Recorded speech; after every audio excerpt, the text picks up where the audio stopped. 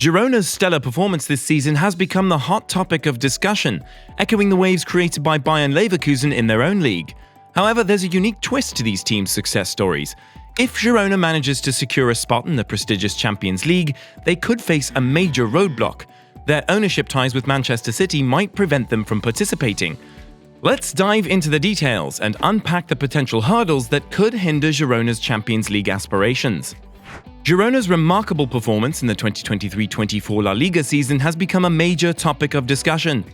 Hailing from the northeastern region of Catalonia, the team has made a significant impact by staying in the title race alongside powerhouse clubs like Real Madrid and local rivals Barcelona. Even though Girona is only in their fourth season in La Liga, they are positioning themselves as strong contenders for European qualification, which would mark a historic achievement for the Estadi Montevilli-based club.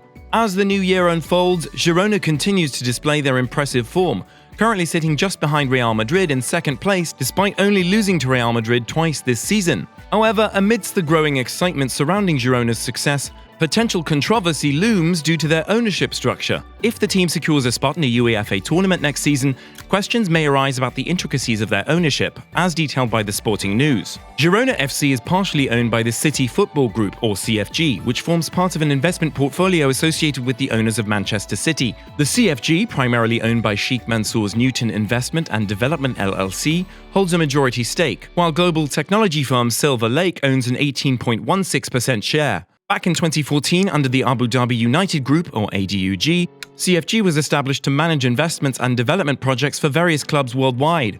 In the case of Girona, CFG acquired a 44.3% stake in 2017, which has since increased to 47%.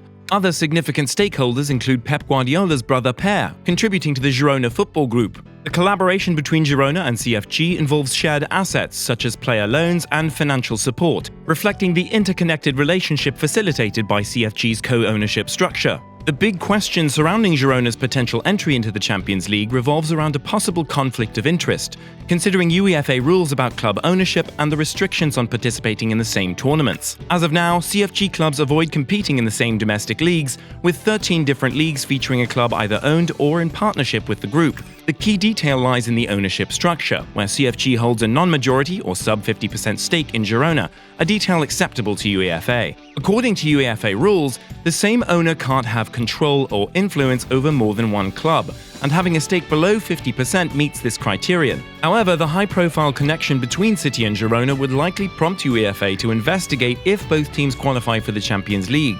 Girona sought a UEFA license to participate in European club competitions at the end of the last season, narrowly missing out on a spot in the UEFA Europa Conference League, and received approval from the governing body. The question of whether two clubs with the same owner have participated in the Champions League has UEFA rules at its core. These rules primarily focus on clubs sharing a majority owner or ownership group, and there must be clear connections in terms of funding streams and sponsorship deals. In the evolving landscape of European football, UEFA President Alexander Ceferin has acknowledged the increasing trend of owners acquiring multiple clubs.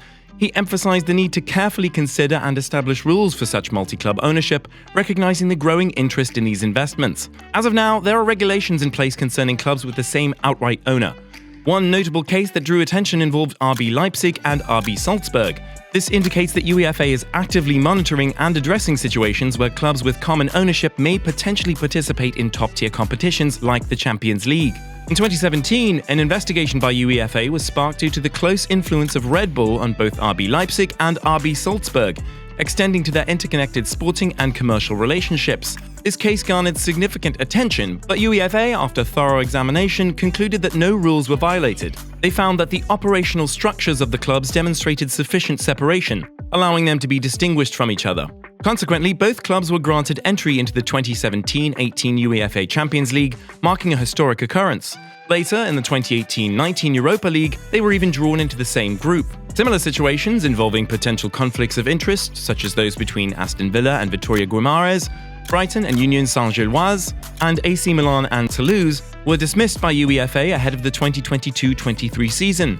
All these clubs were permitted to participate in various UEFA competitions despite sharing owners, with a crucial condition being that they did not compete in the same tournament as their sister club. However, despite these precedents, a report from the Eye in February suggested that Manchester City might face the possibility of reducing or selling their stake in Girona if both teams qualify for the Champions League. A comparable situation is unfolding in the other part of Manchester. Billionaire Jim Ratcliffe has reportedly paid £1.25 billion to acquire a 25% share at Old Trafford. This move has been widely praised by supporters who desire a change in ownership, hoping it would lead to the Glazer family losing their influential position. However, a potential snag arises due to Ratcliffe's ownership of the French team Nice, according to reports from The Sun. Nice currently holds the second position in the Ligue 1 standings, just behind leaders Paris Saint-Germain.